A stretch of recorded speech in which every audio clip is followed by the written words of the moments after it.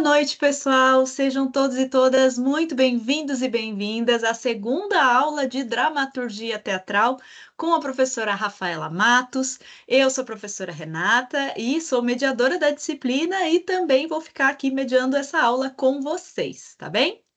Recadinhos antes da gente iniciar nossa aula. As atividades 2 e 3 já foram liberadas nos ambientes, tá? No ambiente desta disciplina também. Então, elas já podem ser realizadas, ok? Sobre a atividade 1 e atividade mapa, também vou pedir mais uma vez para que vocês entrem lá em material da disciplina para conferir tanto o formulário padrão, né, que vocês obrigatoriamente precisam entregar no formulário padrão, e também para que vocês confiram os vídeos explicativos das atividades, ok? Caso vocês encontrem algum problema ou alguma dificuldade, entre em contato com o Fale com o Mediador. A Semana de Conhecimentos Gerais ainda está acontecendo, está em andamento, então não deixem de conferir as palestras e também de realizar a atividade, tá? Não esqueçam que a atividade da Semana de Conhecimentos Gerais vale nota, no boletim de vocês, ok? No mais, não esqueçam de conferir também e acompanhar o calendário da disciplina, né? A fim de que não percam prazos das atividades online e também que não percam os prazos de solicitação de serviços. Tudo bem? E agora sim, nós vamos chamar a professora Rafaela para dar início à nossa aula. Seja bem-vinda, professora!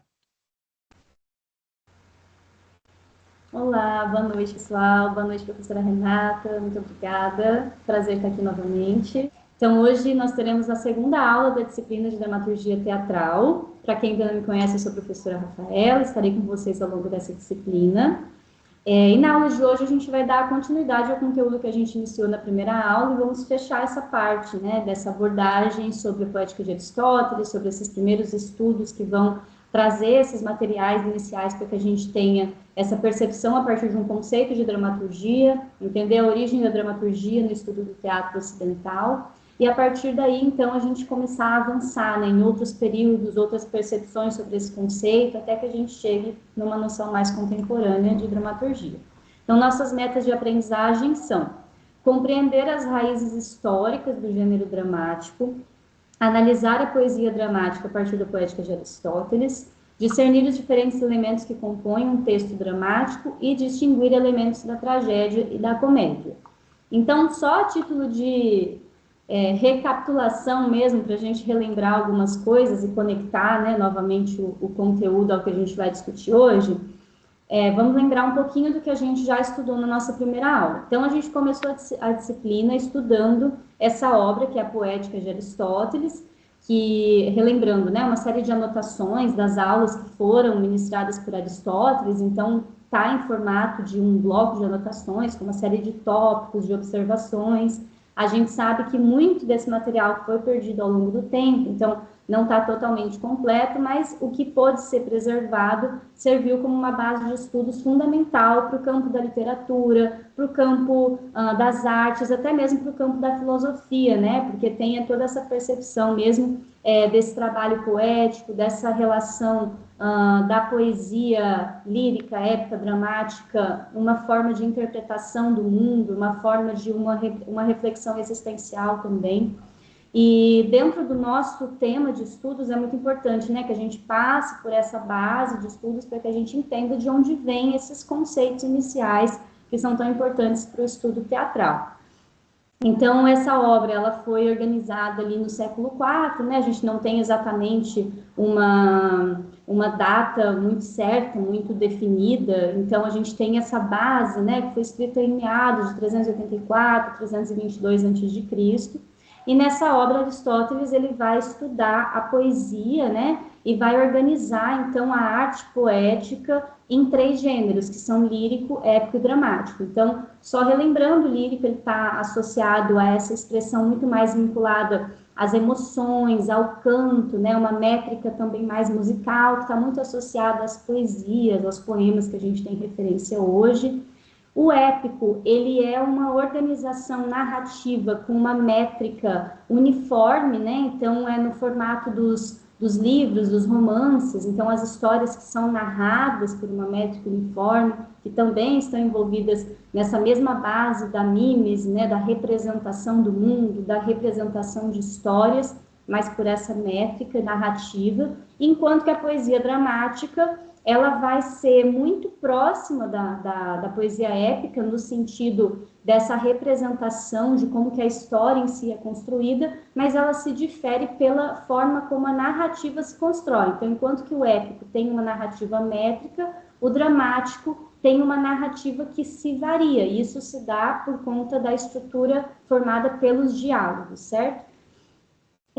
Além disso, então, que a gente abordou, né, a partir da poesia dramática, é que é o fundamento da mímese, claro, né? Então, relembrando essa noção da mímese, que é essa noção da imitação, em que Aristóteles vai trabalhar de uma forma muito positiva essa qualidade da imitação, que é um recurso muito importante aos poetas para que se possa interpretar o mundo, para que se possa representar o mundo, buscando melhorá-lo, né? Buscando uma outra forma de interpretar essa realidade. Então, recurso também, né, educativo, existencial, filosófico, enfim, todos esses aspectos que estão envolvidos nessa prática. E, para além disso, então, a poesia dramática, ela também é muito caracterizada pela ação essa que é viabilizada pelo diálogo. Então, essa métrica que não é uniforme, que se dá por uma narrativa que é composta por falas intercaladas de diferentes personagens, é o que promove a ação. Aí aqui sempre é importante destacar que a gente ainda está olhando para uma análise que está voltada para o texto dramático, né, para a poesia dramática, e não para a representação desse texto, para que a gente não confunda essa noção de ação, a noção de atuação, a noção de representação cênica. Isso vai ser um aspecto que também vai ser discutido ali por Aristóteles, porque a poesia dramática é um texto, né, escrito para ser encenado, mas ele vai analisar esse texto independente da representação.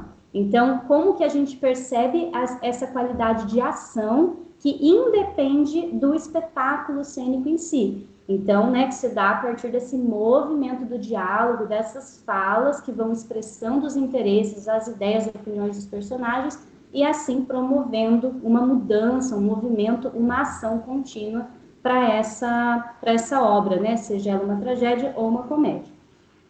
Pronto, fiz essa retomada aqui, só para a gente situar algumas coisas. E aí, na última aula, a gente finalizou nesse tópico aqui, que foi uma diferença, né? Uma tentativa de conceituar a tragédia e a comédia ali na obra poética de Aristóteles. Então, como eu mencionei para vocês, a gente tem poucas coisas sobre comédia nessa obra.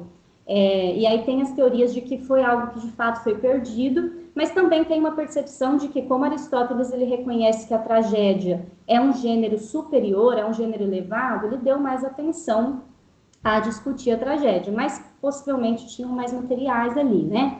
Mas então vamos lá, a comédia, eu vou retomar isso aqui porque eu acho que foi algo que fechou um pouco vago, assim, então só para a gente entender bem essa diferenciação, trouxe um pouquinho mais de alguns aspectos ali depois para a gente olhar de uma tragédia e uma comédia, só para a gente entender bem também essa diferenciação na forma como se constrói, se desenvolve o tema no texto. E aí a gente segue para as estruturas, então, desses textos, que também é algo bem interessante para depois a gente aproveitar para as próximas aulas. Então, essas duas definições, elas estão na obra de Aristóteles, tá? Todas elas. Primeiro, a comédia é, como já dissemos, imitação de maus costumes, mas não de todos os vícios. Ela só imita aquela parte do ignominioso que é o ridículo. É também essa diferença o que distingue a tragédia da comédia. Uma se propõe a imitar os homens representando os piores e a outra os torna melhores do que são na realidade. Então, quando a gente pensa na poesia, na perspectiva de Aristóteles, né, a arte poética é a arte da imitação. Então, o que ele vai dizer? Que essa imitação, ela pode representar, ele vai descrever da seguinte maneira, né, que ela pode representar homens superiores, homens inferiores ou homens semelhantes a nós. Então, tem essa perspectiva, né, de uma representação de um indivíduo que seja elevado em caráter, seja elevado em comportamento, em atitude, e seja elevado no sentido de realmente estar acima de uma percepção humana, né? Porque o humano também é marcado pelas falhas, pelos erros, pelos desvios de caráter. No caso da representação daqueles que são inferiores, o que vai ser ressaltado são justamente as falhas, os desvios de caráter, os erros, as imperfeições. Então, é isso que vai essencialmente diferenciar a tragédia da comédia. Enquanto uma está muito preocupada em representar esses homens elevados, esse caráter elevado, as belas ações, né? Por outro lado, a comédia está muito preocupada, muito interessada em representar esses homens menos elevados. E a partir disso, então, a gente vai ter essa mimetização das ações que são ínfames, né? Que são falhas, que são um desvio desse caráter, que são uma representação muito mais profana da existência humana, né? Também a gente vai ter os interesses carnais, outros aspectos que vão ser presentes aqui. E aí, antes da gente seguir, eu me lembro que surgiu uma pergunta sobre qual é a função, né? Então, como que a comédia e a tragédia, como que elas implicam na sociedade no sentido de que função elas têm, né? Ali naquele contexto da Grécia Antiga. Então, vamos lá, vamos entender algumas coisas aqui. No caso tanto a tragédia quanto a comédia, né? Agora, relembrando um pouquinho da história do teatro, elas vão ter origem nos rituais dionisíacos. Então, ambas vão ter consigo uma qualidade ritual, né? Uma qualidade de celebração dos deuses. E aí a gente vai diferenciar um pouco como que cada uma se apropria dessas qualidades. A tragédia, por exemplo, ela vai se apropriar dessa herança dos rituais dionisíacos, muito dos ditirambos, né? Vocês devem se lembrar que a gente comentou, que eram aqueles cantos que, por meio do próprio canto ali da letra, da música, eles representavam as passagens dos deuses nos períodos que eles tiveram alguma passagem pela vida terrestre. Então, tem esse interesse de representar a trajetória do herói, né? E a tragédia está interessada nisso, em representar esse percurso do herói, essa trajetória de superação, de enfrentamento de dificuldades e de superação dessas dificuldades por meio das belas ações, do caráter elevado, etc. A comédia, por outro lado, ela vai trazer o que dessas procissões dionisíacas? Aquela qualidade que é de fato profana, né? Que é a festividade, que é o vinho, que é a fertilidade, que é o sexo, que é esse desejo muito mais carnal. Então, isso vai estar muito mais presente nesse outro gênero teatral.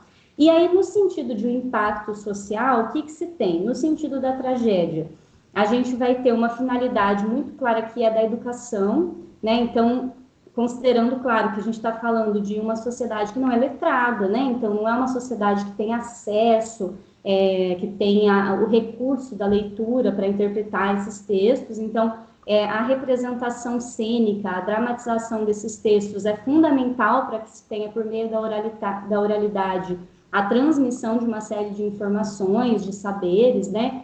E a tragédia, ela vai representar alguns aspectos bem interessantes ali. Então, ela vai tratar de dilemas éticos, morais, ela vai tratar de reflexões num caráter de uma interpretação da própria existência, né? Uma reflexão muito mais existencial.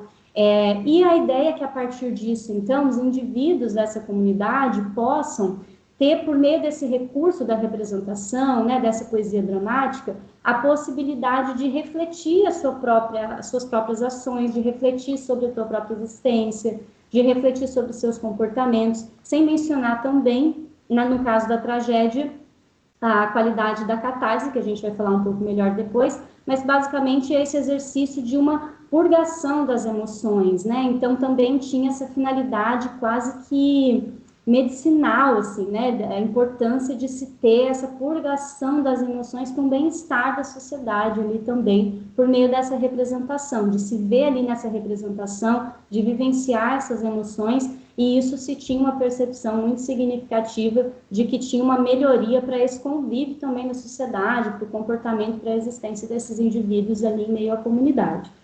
A comédia, então, ela sempre está muito associada a um tom crítico, né? Então, essa abordagem muito mais crítica da representação, ela é própria da comédia. Sempre que a gente estudar a comédia em qualquer contexto, a gente vai ver essa busca por criticar algumas representações. Então, a gente vai ver algumas figuras representadas, muitas vezes, que vêm do meio social. Então, alguma figura política, a gente vai ver uma representação, né, daquela figura que é corrupta, desses tipos sociais, de uma forma um pouco mais, sempre no exagero também, né, para que se eleve, então, essa falha, para que se eleve esse desvio de caráter, ao ponto de que ele seja ridicularizado, mas isso provoca uma crítica, isso provoca um tipo de reflexão também acerca desses comportamentos, desses posicionamentos. Então, o que a gente tem? E outra coisa que acho que não dá para deixar de mencionar, né? Porque aqui a gente está falando muito num caráter de reflexão, educação, mas a comédia também tem uma função muito importante, que é a função de entretenimento, né? Porque como a comédia ela tem uma linguagem muito mais popular e acessível, ela gerava muita identificação, trazia uma série de outros temas também, né? Alguma linguagem mais obscena, então coisas que vão provocar um riso mais fácil, mais leve, então isso normalmente cai no gosto popular, né, assim, então a gente vai ter essas diferenças, ambas vão trabalhar uma reflexão sobre a sociedade de uma perspectiva, a comédia vai trabalhar um caráter mais de criticar a partir da representação dessas figuras inferiorizadas, né, exaltando a falha, exaltando o erro, exaltando aquilo que é imperfeito, e nesse objetivo de representar o erro para que se reflita sobre ele, isso vai gerar também esse divergimento, claro, mas não deixe de ser crítico, enquanto que a tragédia está associada a uma reflexão que é mais aquilo que poderia ser, né, uma realidade melhorada, uma representação de personagens elevados, aquilo que poderia ser, né, aquele desejo de se alcançar. Então, a tragédia está associada a esse objetivo a ser alcançado, enquanto a comédia representa a realidade para que se possa refletir sobre ela. Então, acho que são algumas das diferenciações, né, dessas funções sociais, pensando nesses dois gêneros teatrais. E aí eu trouxe aqui, só para a gente fechar, então, esse bloquinho, né, de falar sobre a tragédia e a comédia, dois trechos. Então, esse primeiro é uma fala do coro, que é o fechamento de Édipo Rei, né, que é essa peça de Sófocles, e a última fala do espetáculo, e o coro diz o seguinte: Vede vós, ó habitantes de Tebas, minha pátria, que tempestades de terríveis desgraças derrubou Édipo, que adivinhou o enigma célebre, o homem poderosíssimo que nunca invejou os cidadãos, que tinha receio da sorte. Enquanto se espera o dia último, ninguém deve dizer que um mortal foi feliz, antes que ele tenha, sem sofrimento, atingido o termo da existência. Então, aqui essa fala final, né, o coro, que sempre vem como esse personagem coletivo, que tem uma aproximação ali com a reflexão do espectador, né, que se tem uma coisa muito mais próxima do espectador a partir desse personagem. Ele vai trazer esse fechamento. Então, vocês já conhecem muito do Édipo, a gente falou bastante sobre toda a trajetória desse personagem, né, que é um personagem que ele é sempre muito reconhecido pelo seu caráter, pela sua boa postura, né, ele é admirado por todas as pessoas de Tebas, por todos os habitantes, mas ele comete, né, esse erro, essa falha, que foge do seu controle, que foge da sua intenção original, né? Então, fugindo do destino, ele cumpre com o destino. E aí o coro traz essa reflexão, e aqui, só por essa fala do coro, a gente percebe aquilo que a gente falou no último slide, como que a tragédia, ela está muito preocupada, muito interessada em desenvolver um tipo de reflexão existencial, né? E que vai trabalhar também esses dilemas morais, assim. Então, olha que interessante essa última fala, né? Ninguém deve dizer que o mortal foi feliz antes que ele tenha, sem sofrimento, atingido o termo da existência, provocando mesmo essa percepção sobre a existência humana, né? O que faz de um indivíduo feliz, o que faz né, o que é a felicidade, o que é a plena existência feliz em uma vida que está marcada por uma série de contradições, por uma série de aspectos que muitas vezes fogem do seu desejo natural. Então, o que faz de você um indivíduo de bom caráter, um indivíduo que não tem falhas? Então, vai trazer uma série de aspectos, né, para que se possa pensar para provocar uma reflexão ali no espectador a partir dessa história que foi representada. E aqui daí eu trouxe também, para a gente dar uma olhada, o fechamento da peça Lisístrata, desculpa, ou a Greve dos Sexos, né, que é de Aristófanes, uma comédia de Aristófanes, então a peça se encerra assim, né, que a gente tem as rubricas que dizem: abrem-se as portas, as mulheres saem e confraternizam ruidosamente com os homens. Aí a última fala do ministro: espartanos, agarrem suas mulheres, atenienses, segurem as suas. Isso, os maridos perto das mulheres, as mulheres grudadas nos maridos. Depois de festejar esse fim feliz com danças em honra dos deuses, tratemos de evitar no futuro os mesmos erros que nos deixaram por tanto tempo sem paz. Aí, fusões gerais, danças e contos e cantos. Essa peça, né, para quem não conhece, basicamente, de uma forma muito resumida, a história, ela começa com um cenário onde já se tem uma guerra, né, entre Atenas e Esparta, e parte de uma iniciativa da Lisístrata que convoca todas as mulheres a fazerem uma greve de sexo, né, para que os seus maridos possam encerrar a guerra, né, porque todos os maridos ali estão lutando, estão, enfim, envolvidos ali na guerra, então, para que pudessem encontrar um jeito de encerrar essa guerra, elas decidem fazer uma greve do sexo. E aí essa fala final traz isso, né? Quando ele fala para evitar no futuro os mesmos erros que nos deixaram por tanto tempo sem paz, né? Mas aqui é a representação mesmo de sem ter as relações com as mulheres. Então aqui a comédia é muito interessante porque o que vai ser representado nesse texto? É esse lugar muito mais carnal, esse lugar muito mais profano e a vulnerabilidade humana, né? Então aqui se tem um cenário de guerra, de uma disputa que dura por muitos e muitos anos entre Atenas e Esparta, e o que é capaz de cessar essa guerra é a greve do sexo, porque a necessidade do sexo é maior do que o objetivo da guerra.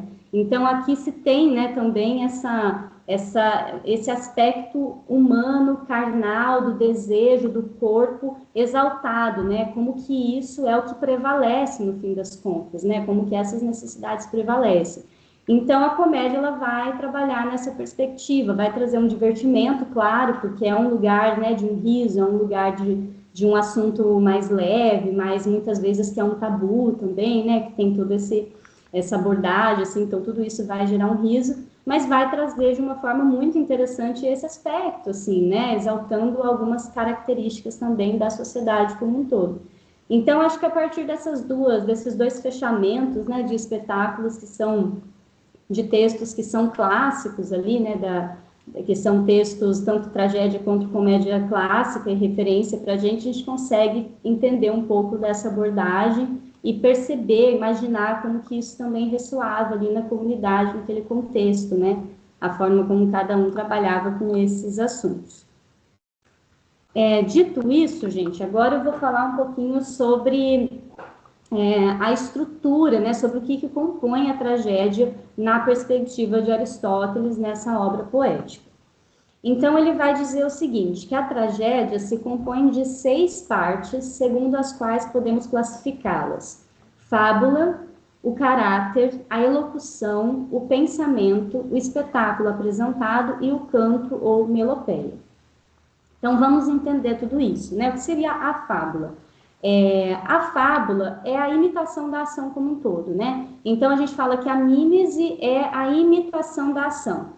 Quando acontece a mímese de uma ação, a mímese enquanto um mito, né, enquanto um aspecto que é trabalhado nesse exercício da imitação, da representação, ali se tem a fábula. E a fábula é o todo desse acontecimento, né? Então, é esse acontecimento todo demarcado por um tempo, por uma série de aspectos que vão se desenrolar ali, por um lugar que acontece. A fábula é esse todo, né? Esse mito organizado em uma ordem linear de acontecimentos.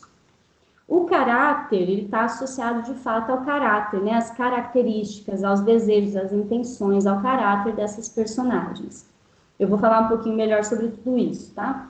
A elocução quando a gente pensa na elocução, a gente vai pensar na linguagem usada para traduzir, para expressar, por exemplo, o caráter dos personagens, as ações, né? Então, que tipo de linguagem é trabalhada na escrita mesmo? É um texto que está organizado em prosa, em verso? Que tipo de recurso vai ser utilizado para que se tenha a elocução, né, da fábula, do caráter e dos pensamentos das personagens? O pensamento, então, é a materialização das ideias que são motivadoras, que são os desejos interiores dessas personagens, né? E o pensamento, ele nunca fica somente no campo das ideias. Então, para que a gente possa conhecer o pensamento dos personagens, a gente precisa do diálogo. É o diálogo que vai exprimir qual é o desejo, qual é a intenção, qual é o pensamento, qual é a opinião, né, daquela personagem naquele determinado contexto. Então, mais uma vez, o diálogo como elemento essencial para que se tenha a ação, né, para que se possa ter o desenrolar do acontecimento. Aristóteles também vai trazer o espetáculo apresentado, né, como um dos elementos da tragédia. Então, entendendo, claro, que a tragédia, né, que a poesia dramática são textos escritos para serem ensinados. Então, quando se fala em tragédia, também se fala do espetáculo apresentado, mas ele vai destacar muito bem que a tragédia ela existe por si só, independente da representação. Por isso que a representação ela é um elemento, né? Que ela faz parte dessa concepção, que o pensamento. Um parênteses aqui, gente, quando ele vai tratar de tudo isso, ele também está instruindo os poetas que desejam escrever esses textos. Então, para a gente pensar um pouco isso também, né, que quando ele fala, por que ele vai citar o espetáculo apresentado? Porque é um texto que é escrito para ser ensinado, então a gente não pode, o poeta que vai escrever, ele não pode se esquecer dessa qualidade, mas o texto independe da representação. Até mesmo ele vai citar, né, na época ali a gente não tem a noção de encenadores ou diretores, né, que são conceitos que vão surgir ali mais para o século XIX, XX, que vão ser um pouco mais trabalhados. Então, ele vai dizer que nessa noção de que o texto independe da representação, é quase como que se o cenógrafo, ele também fosse um autor da obra. E aí ele vai mencionar cenógrafo, né? Porque não se tem outros conceitos, assim, para essas figuras que vão organizar, né? Que vão colocar o texto para ser encenado. Então, eu imagino que se tem a figura do cenógrafo, que está muito mais associado a essa organização da visualidade da cena ali, né? De alguns elementos, da disposição, coisas muito mais objetivas. Mas isso já me parece bem interessante quando ele menciona esse aspecto, né? Porque ele já entende que é uma segunda autoria, né? Porque é um exercício de uma interpretação daquele escrito que já é uma interpretação, né? De uma realidade, de um contexto, enfim. E, por fim, o canto, que é um elemento que na tragédia grega era muito presente, porque daí vai ser uma herança muito presente das procissões dionisíacas, né, dos rituais. Então, sempre espetáculos muito marcados pela presença da música, pela presença dos cantos. E aí eu tô aqui com a nossa poética na mão, porque tem alguns trechos que são bem interessantes para a gente dar uma atenção, assim, né? Então, eu vou voltar principalmente para esse aspecto da fábula e do caráter, né? Para a gente entender essa organização, entender essa percepção do que compõe a tragédia. Então, uma das coisas que Aristóteles vai dizer é que, sobre a fábula, né? A parte mais importante da tragédia é a organização dos fatos. E aí o que ele vai dizer? Porque a tragédia é a imitação, não de homens, mas de ações da vida, da felicidade e da infelicidade, pois a infelicidade também resulta da atividade, sendo o fim que se pretende alcançar o resultado de uma certa maneira de agir e não de uma forma de ser. Os caracteres, daí é o caráter, permitem qualificar o homem, mas é da ação que depende sua infelicidade ou felicidade. Tá, então o que ele vai dizer, né? A ação, ela não está destinada a imitar o caráter dos personagens, né? É o contrário, é pela ação que o caráter vai ser expressado de alguma maneira. Então, é por meio da ação dos personagens que a gente reconhece o caráter dos personagens. Não é o contrário, né? Não é o caráter que vai desenhando a ação. E aí isso é muito rico, porque isso vai trazer também uma complexidade que foge daquela percepção de uma construção de personagem que é... Poxa, me fugiu a palavra ali do ou ele é bom ou ele é mau, mas aquela coisa assim, o mocinho que é sempre bom, que é sempre herói, que nunca comete erros, não comete falhas, e o vilão que é sempre ruim, ele é sempre mau, ele é o cúmulo da maldade, né? Me fugiu, né, a palavra, se lembrar, Renata, pode falar aqui, como que a gente fala? Maniqueísta, isso, perfeito, isso mesmo. Ele vai fugir dessa representação de personagens maniqueístas, né? De personagens que ou são o cúmulo da bondade ou são o cúmulo da maldade, e vai trazer essa qualidade de que, ainda que as motivações interiores sejam desejos que estão associados a um caráter, né? A um caráter elevado, a uma ação bela, no fim das contas, a ação que vai traduzir, a ação que vai te revelar, é a ação que vai... E aí tudo isso, né, a gente sempre pensando ali na referência de Édipo, isso fica muito perceptível, né? Então, Édipo, ainda que tenha boas motivações, na sua ação ele exprimiu uma série de falhas, né? Então, isso vai ser algo determinante para definir o destino desse personagem, né? Que daí entra naquele lugar que é o lugar catártico, que é o lugar em que a gente se identifica, que a gente sofre, né? Que causa um horror, porque é injusto que Édipo seja tão punido, porque não era o desejo interior dele causar isso. Mas ele não vai ser punido. O que vai acontecer com ele? Ele vai continuar assumindo o reinado ali de Tebas, mesmo tendo causado todas essas ações e tendo chocado a sua comunidade.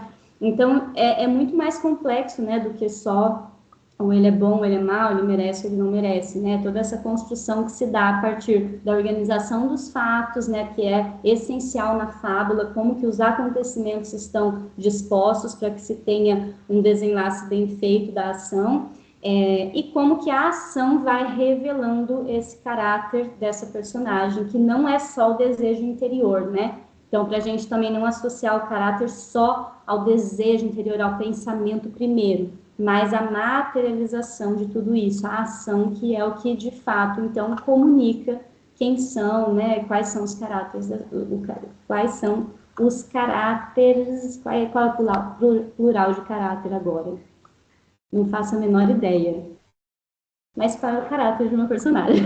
Isso fica pra gente procurar depois. E aí um outro aspecto sobre o caráter que é muito interessante, né? Que vai ser um dos tópicos, deixa eu só ver qual é o capítulo 13, para quem depois quiser buscar esses escritos, né, localizar tudo isso ali no material de vocês, e é o capítulo 13, que é da qualidade da fábula em relação às personagens. E aí tem outro aspecto que eu separei aqui para pontuar sobre essa qualidade do caráter, né, onde Aristóteles vai dizer assim, que a mais bela tragédia é aquela cuja composição deve ser não simples, mas complexa.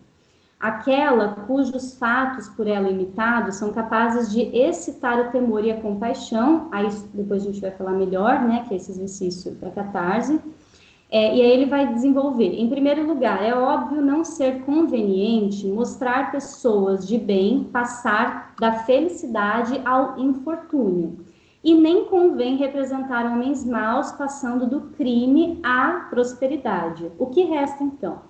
Resta, entre essas situações extremas, a posição intermediária, a do homem que, mesmo não se distinguindo por sua superioridade e justiça, não é mau nem perverso, mas cai no infortúnio em consequência de algum erro que ele cometeu.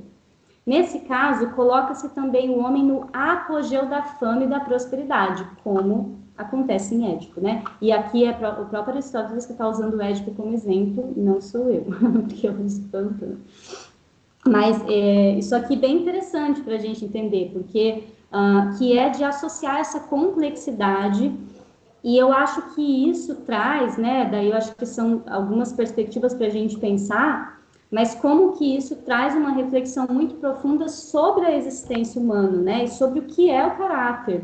Então, quando ele destaca aqui, né, que o interessante, o que enriquece a tragédia é trabalhar nessa posição intermediária, onde se tem um indivíduo que ele não é mau, ele não é perverso, ele tem boas intenções, mas ele cai no infortúnio em consequência a algum erro que ele cometeu, né? Então isso é muito importante. Então ele não é, porque no caso de Édipo, claro, né, ele acaba sendo uma vítima do destino, mas todas as ações foram protagonizadas e cometidas por ele. Ele não foi forçado a assassinar um homem no caminho, ele não foi forçado a casar, né, da rainha viúva e assumir o trono. Ele tomou essas decisões, ele realizou esses atos, ainda que ele desconhecesse, né, a origem tanto daquele homem que ao final ele vai descobrir que é seu pai, que ele assassinou, quanto da mulher que ele desposou e ao final ele descobre que é sua mãe. Todas essas ações são protagonizadas pelo livre-arbítrio desse personagem, pela decisão dele de cumprir com essas ações. E é assim, então, que ele cai nesse infortúnio, né? E aí se tem todo aquele choque, né, daquela realidade, porque ele está num momento de prosperidade, ele é o rei, ele é uma figura admirada, mas ele em algum momento, ele vai lidar com a consequência dessas ações que ele cometeu, né? Ele vai ser cobrado por esse destino. Então, é isso que cria uma complexidade tão interessante e que vai, no sentido de uma função social, vai promover um tipo de reflexão existencial mesmo, né, ali por meio dessa representação. E aí outro aspecto que é muito característico, né, que vai ser muito desenvolvido por Aristóteles ao longo dessa obra, então ainda sobre a fábula, né, pensando na organização dos acontecimentos, as unidades, a noção de unidades. Então ele vai trabalhar a noção de unidade de tempo, de espaço e de ação. Então, quando ele fala da unidade de tempo, é uma característica que é muito própria da poesia dramática, na perspectiva de Aristóteles. Ele vai dizer, inclusive, que é um dos aspectos que também se diferencia da epopeia, né, que é a poesia épica. Porque no caso da poesia dramática, o que ele vai dizer? Que é muito importante que a ação, ela não ultrapasse o tempo de uma revolução solar, né? Então, são ações que sejam organizadas dentro de um período de tempo de um dia ali. E que não sejam muito prolongadas para além disso, porque dentro dessa dinâmica da poesia dramática, da dinâmica da ação, da narração que se dá por essa métrica dos diálogos, é algo que se perde na narrativa, ali na perspectiva de Aristóteles, sobretudo analisando a estrutura das tragédias agora, né? Enquanto que na epopeia, na poesia épica, a gente vai ter, de uma forma muito mais comum, a representação de um tempo mais prolongado, né? Onde se tem, por meio dessa narrativa métrica única ali, a gente tem uma possibilidade de uma organização de um tempo um pouco mais extenso do que nessa representação da ação dramática. No caso da unidade do espaço, né, pensar em uma ação que vai se concentrar em um único local para que se evitem deslocamentos que vão fugir também à verossimilhança, pensando até mesmo já na representação também, né?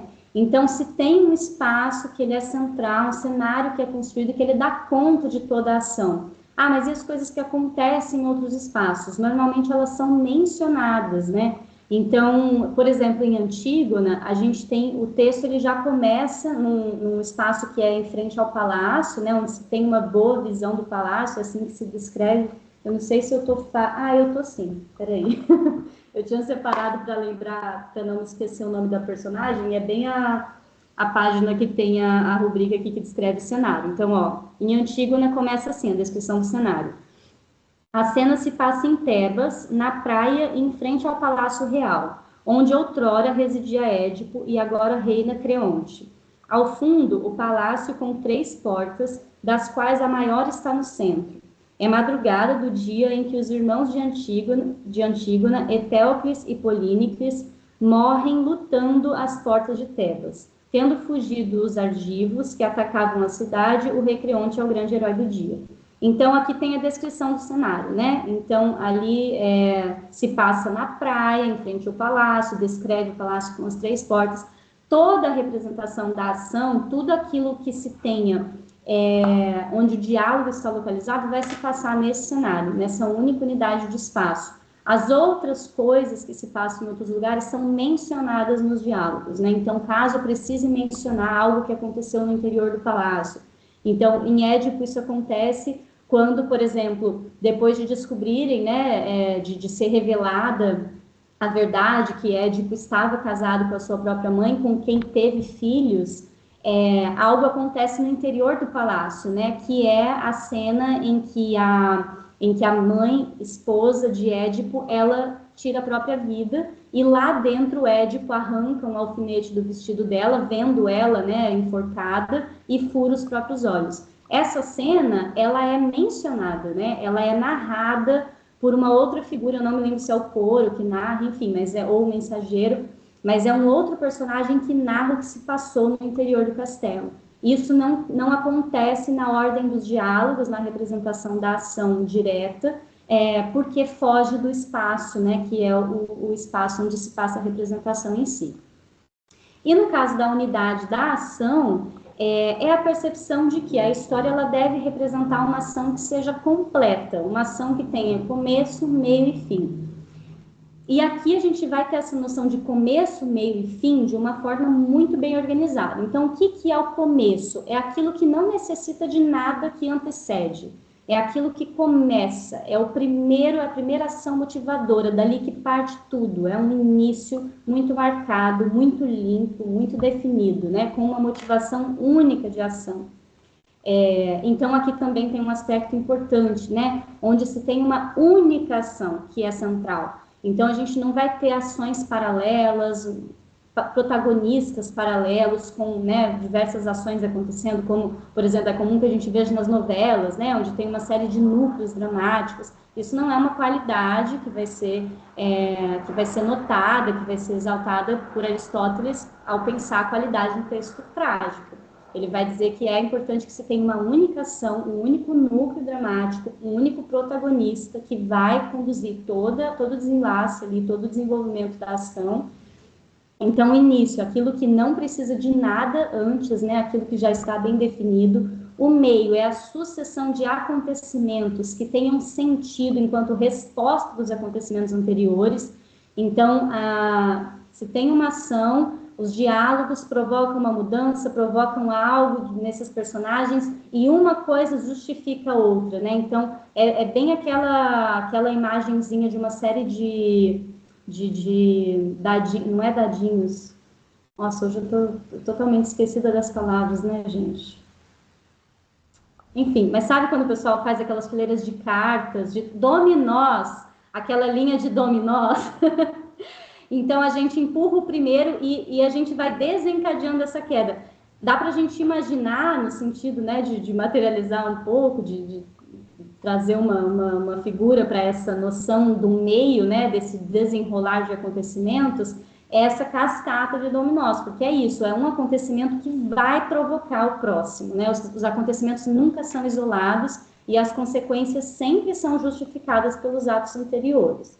E, por fim, o desfecho, o final, é um final que não deixe linhas pontas soltas, né? Que não deixe algo sem justificativa, algo que não seja bem resolvido ali na história. Então, de fato, o final é uma boa resolução, é um bom fechamento de tudo que foi trabalhado ao longo dessa história. Então, essa é a unidade da ação, a organização, né, dos acontecimentos, e tudo isso que vai ser um dos aspectos mais importantes, segundo Aristóteles, para que se tenha uma boa estrutura trágica, né? Ainda sobre essa noção da ação completa, daí eu trouxe esses dois aspectos que estão mencionados por Aristóteles no texto da Poética. Aceitamos ser a tragédia a imitação de uma ação completa, formando um todo que possui certa extensão, pois um todo pode existir sem ser dotado de extensão, né? Então, aqui a gente é um todo que tem certa extensão, que tenha um acontecimento, o todo, no caso, é o que tem princípio, meio e fim, né? Então, precisa ter essa extensão. Normalmente, quando a gente fala do desenvolvimento de peças, né, pensando numa estrutura mais clássica de um texto dramático, para começar a estudar essa estrutura de roteiros, a gente passa por uma estrutura que é muito marcada pela exposição, né, que é a apresentação inicial, do contexto, das personagens, essa primeira apresentação ali para o público, né, essa primeira apresentação para o leitor, para que se entenda qual é o contexto, quem são as personagens, quais são as motivações iniciais marcadas ali. O conflito é sempre um momento que vai marcar alguma mudança, né, algum problema a ser solucionado, algum problema a ser enfrentado no meio ao longo desse acontecimento. O clímax, ele está associado ao momento que é o apogeu, assim, né, que é o momento mais forte, mais intenso da representação. Normalmente ele está associado ao clima, ao conflito, né, então ele é provocado por esse conflito que ou vai revelar algo, ou vai mudar algo, ou vai, enfim, né, vai trazer algo que vai ser o clímax da história e, por fim, a resolução, né? No caso de Aristóteles, ali em A Poética, ele vai definir isso com as seguintes palavras. Enlace, né? Então, essa primeira costura, esse primeiro nó que vai dar início à trama, a revelação, que seria o conflito, né? Então, o momento em que se tem a revelação, que se traz algo que muda esse rumo da história. Então, mais uma vez, pensando em Édipo, o momento em que ele entende, né, que ele realmente matou o pai e casou com a própria mãe. A reviravolta, que seria o clímax, né, que é o que esse conflito vai causar. No caso de Édipo, se tem essa mudança, então, dele como um ser que está muito bem quisto pela sociedade, de repente ele vai ser condenado, ele vai ser julgado pelos teus atos, então tem uma reviravolta muito grande em toda a ordem ali do reino, né, a partir dessa revelação. E, por fim, o desenlace, então, né, onde se tem uma conclusão, onde as escolhas são tomadas, as decisões são tomadas, e a história, então, ela se dá por encerrada. Então, eu só trouxe essa comparação aqui para a gente ver como que, até hoje, nos estudos, né, de dramaturgia ou de roteiros, a gente ainda bebe muito dessa fonte, dessa perspectiva, né, de uma organização narrativa que foi pensada, que foi notada por Aristóteles nesse contexto. Bom, agora já quase que fechando, né, só vou mencionar aqui, falar um pouquinho sobre a catarse. Então, aqui também tem uma citação de Aristóteles sobre a tragédia, onde ele diz: a tragédia é a imitação de uma ação importante e completa, de certa extensão. Deve ser composta num estilo tornado agradável pelo emprego separado de cada uma de suas formas. Na tragédia, a ação é apresentada não com a ajuda de uma narrativa, mas por atores. Suscitando a compaixão e o terror, a tragédia tem por efeito obter a purgação dessas emoções.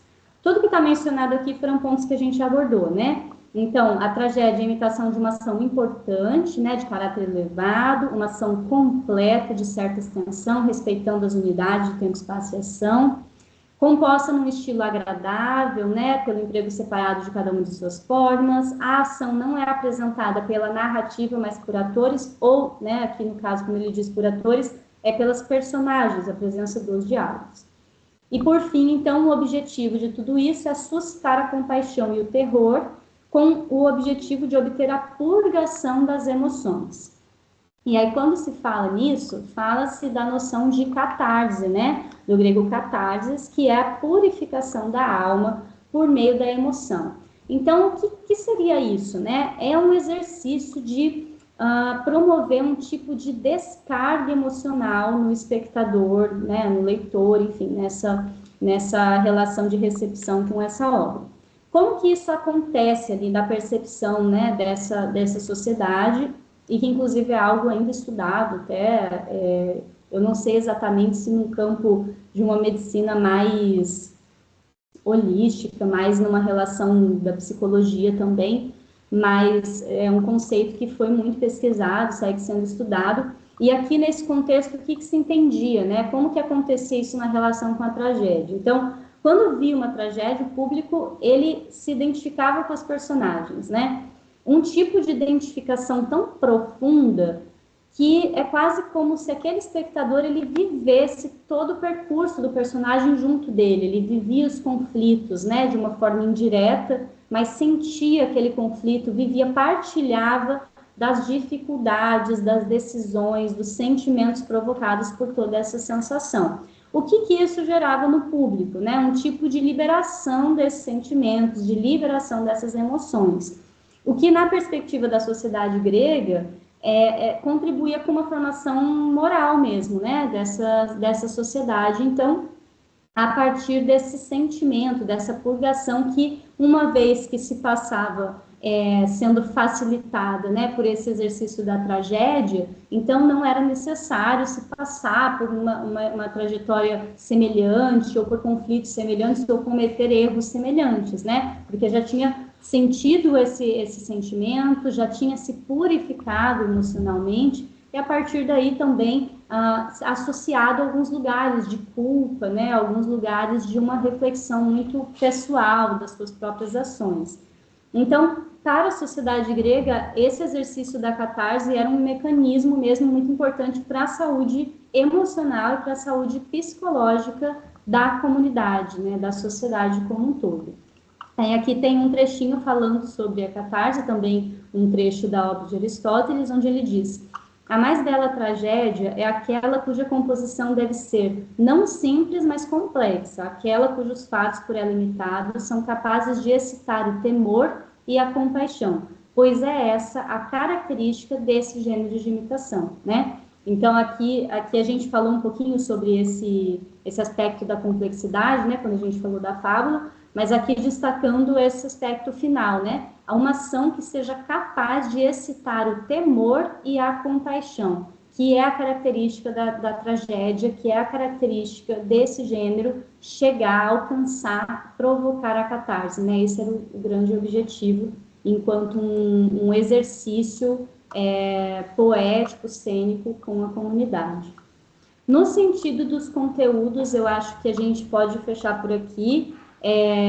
Acho que vocês já têm acesso à obra, né, a Poética de Aristóteles, então fica a recomendação para vocês fazerem a leitura, acessar o material. Com certeza lá vocês vão encontrar vários aspectos para aprofundar um pouco também, né, esse estudo, porque aqui eu trouxe aquilo que era um pouco mais pontual, principalmente destacando conceitos que a gente vai trabalhar nas próximas aulas, né, então entender essa noção das unidades, de tempo, espaço e ação, que a gente vai discutir ali no drama burguês, que vai ser algo que vai ser retomado, essa noção de personagem, essa noção do diálogo como ação, né? Aspectos que vão ser bem importantes para a gente entender algumas estruturas dramáticas ao longo da história do teatro. Então, eu acho que é isso. Deixei aqui só o nosso aviso do próximo encontro, né? Que a gente vai ter o nosso terceiro encontro dia 26 de junho. E a partir daí a gente vai falar um pouquinho sobre a crise do drama, segundo Peter Zonge. Então, para quem quiser acessar a obra também, essa referência para já se familiarizar um pouquinho. E eu acho que é isso, professora.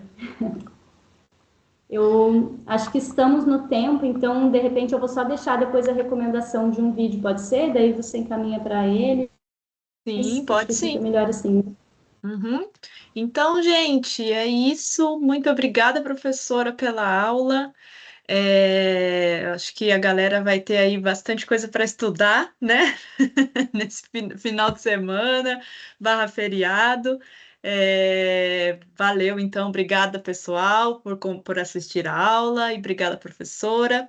Então, eu vou deixar esse link que a professora vai passar na sala do café, tá bom, pessoal? Daí vocês conseguem acessar por lá, ok? É isso, Isso. então. Obrigada, professora. Eu que agradeço. Então, só para a título de informação, né, para eles entenderem, eu tinha separado um vídeo que é uma leitura dramática, né, que é feita pelo ator Gilberto Garons, que eu acho que é assim que pronuncia o nome dele. E ele vai ler uma fala do personagem Heron, do texto da Antígona. A gente falou um pouquinho sobre essa obra, então acho que é legal, assim, para vocês verem. É um personagem bem importante para que se tenha a linha trágica ali construída na história da Antígona. E é uma leitura muito bonita também. Então a gente vai deixar esse link e os slides de hoje para vocês. Obrigada, professora. Obrigada a todos e todas que assistiram a aula. E um bom fim de semana para vocês. Tchau, pessoal. Bom fim de semana, bom feriado. Até a próxima aula.